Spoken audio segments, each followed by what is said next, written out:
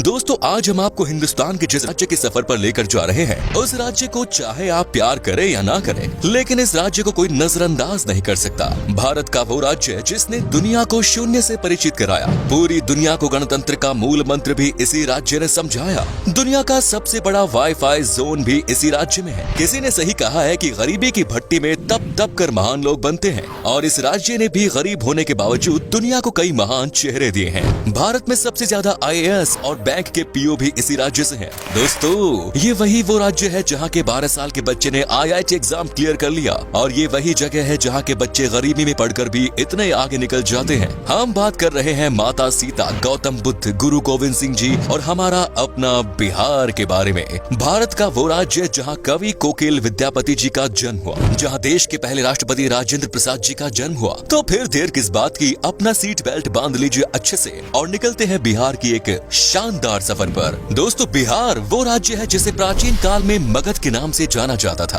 और इसकी राजधानी पटना को पाटलिपुत्र के नाम से।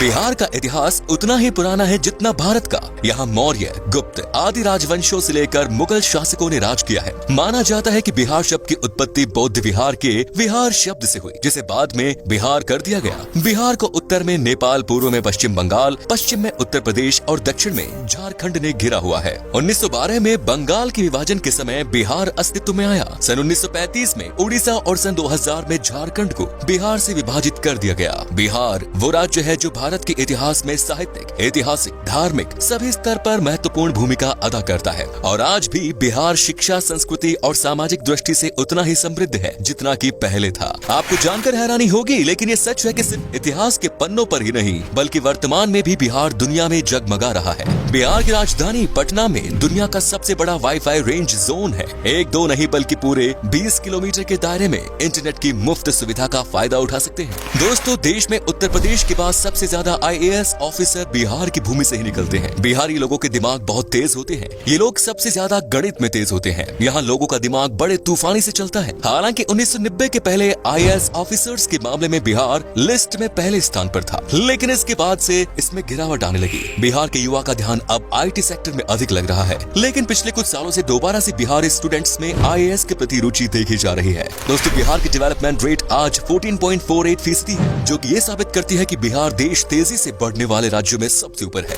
बिहार आज शैक्षिक स्तर पर केरला के शैक्षिक स्तर को टक्कर दे रहा है, बल्कि ये कहना भी अनुचित नहीं होगा कि बिहार में लिटरेट लोगों की संख्या केरला के लोगों से ज्यादा है। दोस्तों बिहार में कृषकों की बात करें तो वहाँ कोई किसान इतना मजबूर नहीं होता कि उसे आत्महत्या करनी पड़े। दोस्तों बिहार एक ऐतिहासिक राज्य है। इसके रंग रंग में इतिहास की वो बूंदें छिपी हैं, जो आज भी बिहार की महत्व की सुगंध न सिर्फ देश में बल्कि पूरे दुनिया में पहुंचाती है। इतिहास आज भी बिहार के महत्व की गवाही देता है। इतिहास के पन्नों से बिहार को हटा दिया जाए तो इतिहास का अस्तित्व ही नहीं रह जाएगा। देश के सबसे पुराने हिंदू मंदिर से लेकर बिहार अपने आंचल में और भी कई रोचक तथ्य छिपाए पड़ा है। ऐतिहासिक साक्ष्य को प्रमाण माने तो ईसा से लगभग 6वीं सदी पहले बिहार के वैशाली में ही गणतंत्र की पहली बेल लुकी थी। जब लोगों को गणतंत्र का अर्थ नहीं पता था, तब उस काल में वैशाली में देश की ही नहीं बल्कि दुनिया के पहले गणराज्य की आधारशिला रखी गई। संसद प्रणाली भी वैशाली में मौजूद थी। बिहार वो राज्य है जिसने आजादी के समय भारत छोड़ो आंदोलन में महत्वपूर्ण भूमिका निभाई।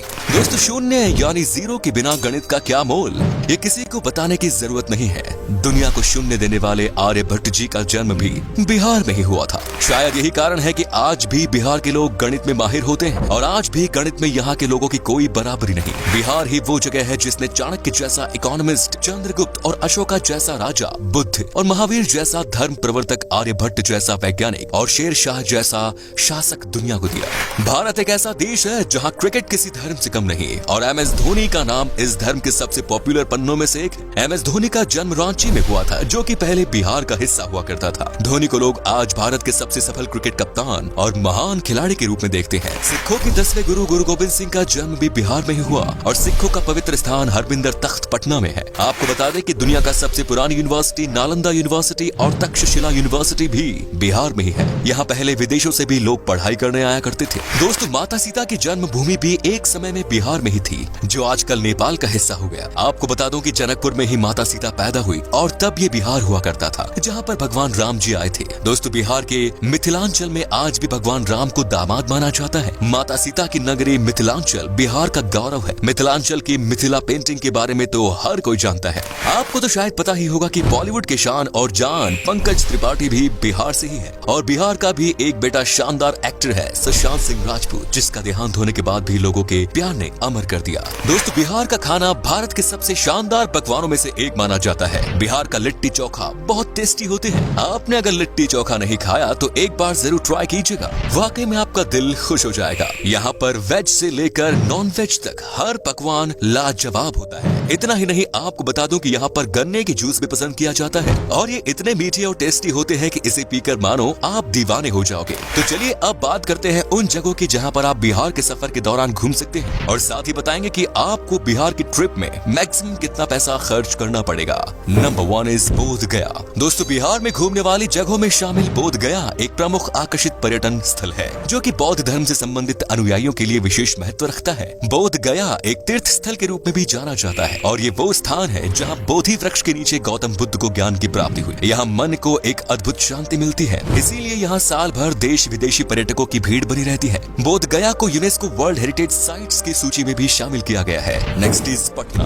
बिहार राज्य में गंगा नदी के दक्षिणी छोर पर स्थित पटना पर्यटन स्थल बिहार की राजधानी है और पटना को एक ऐतिहासिक और आकर्षित पर्यटन स्थल के रूप में जाना जाता है। पटना शहर धार्मिक दृष्टि महत्व के साथ साथ आध्यात्मिक महत्व भी रखता है। बिहार के पटना को सिखों, जैन, हिंदू और बौद्ध धर्मों के तीर्थ स्थलों का प्रवेश द्वार भी माना जाता है। उत्तर भारत के सबसे बड़े शहर के रूप में विख्यात पटना तारामंडल, हाईकोर्ट, पटना साहिब गुरुद्वारा, पादरी की हवेली और सचिवालय भवन जैसे आकर्षण से भरा हुआ है। Next is Madhubani. बिहार का आकर्षित शहर मधुबानी एक प्राचीन शहर है जो कि मधुबानी कला और संस्कृति के लिए जाना जाता है। मधुबानी शहर का उल्लेख रामायण काल में होने की पुष्टि की गई है। मधुबनी शहर अपनी शानदार चित्रकारी के लिए जाना जाता है। आपकी जानकारी के लिए बता दें कि सीतामढ़ी और सुपौल मधुबनी के प्रमुख व्यापारी क्षेत्र के रूप में जाने जाते हैं। Next is Nalanda. बिहार के तीर्थ स्थलों में शामिल नालंदा बिहार की ऐतिहासिक जगह है। नालंदा प्राचीन काल की सबसे पॉपुलर तीर्थ स्थल है जो कि संस्कृति, आध्यात्मिकता, इतिहास, वास्तुकला और पर्यटन का जीता जागता उदाहरण है। Nalanda university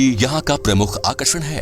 next is Vaishali. Vaishali तीर्थ स्थल बिहार का वो धार्मिक स्थान है जहाँ भगवान महावीर का जन्म हुआ। वैशाली बिहार का एक छोटा सा जिला है जो कि बौद्ध, जैन और हिंदू धर्म से संबंधित अनुयायियों के लिए एक तीर्थ स्थल के रूप में जाना जाता है। माना जाता है कि वैशाली नाम महाभारत काल से संबंध रखता है जो कि राजा विशाल के नाम पर रखा गया। Next is Munger. बिहार के मुंगेर पर्यटन स्थल मिडलैंड के नाम से भी जाना जाता है। ये मुंगेर के प्रसिद्ध मंदिर पूरे देश में प्रसिद्ध है और अपने यहाँ आने के लिए पर्यटकों को आकर्षित करते हैं। मुंगेर को Bihar school of yoga seat के लिए भी जाना जाता है। मीर कासिम की राजधानी के रूप में जाना जाने वाला मुंगेर शहर अपने प्रमुख आकर्षण श्री कृष्णा वाटिका, सीता कुंड, मन पत्थर और दिलवरपुर जैसे आकर्षण के लिए बहुत प्रसिद्ध है। Next is Muzaffarpur. बिहार के प्रमुख आकर्षण में शामिल मुजफ्फरपुर बागमती और लखनदेई नदियों के पास स्थित एक सुंदर शहर है। यहाँ की लीची सबसे पॉपुलर है। मुजफ्फरपुर बिहार की राजधानी पटना से लगभग 71 किलोमीटर दूर है। वज्जिका भाषा मुजफ्फरपुर में सबसे अधिक बोली जाने वाली भाषा है। Next is Bhagalpur. बिहार की सिल्क सिटी के नाम से प्रसिद्ध भागलपुर एक ऐतिहासिक शहर है जो कि पावन गंगा नदी के दक्षिणी तट पर स्थित है। भागलपुर बिहार का तीसरा सबसे बड़ा शहर होने के अलावा यहाँ के प्रमुख शैक्षणिक संस्था के लिए भी जाना जाता है। भागलपुर के प्रमुख आकर्षण विक्रमशिला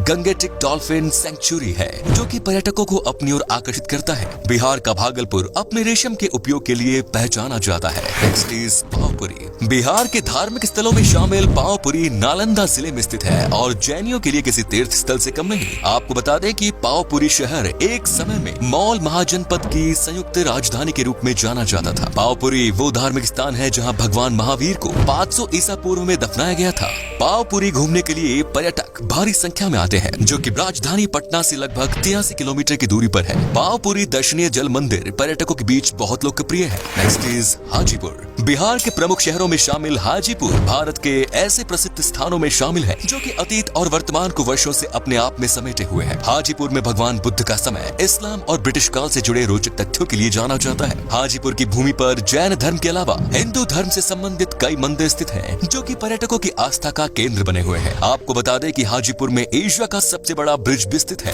दोस्तों, आप अगर 7 से 8 दिन की ट्रिप पर जा रहे हैं तो लगभग 17 से 18 हजार के आसपास खर्च होगा जो कि काफी सस्ता है और बिहार में बस की बेहतरीन सुविधाएं हैं जिससे आपको सफर में कोई परेशानी नहीं होगी। तो ये था बिहार। कैसा लगा हमें बताइए कमेंट्स में और ये भी बताना कि आप कहां से हैं। बिहार और इसके टूरिस्ट प्लेसेस के बारे में अगर आप और जानना चाहते हैं तो कमेंट्स में लिखिए पार्ट 2। उम्मीद है आपको ये एपिसोड पसंद आया होगा, वीडियो को लाइक कीजिएगा और अपने दोस्तों और रिश्तेदारों के साथ शेयर करना ना भूलें।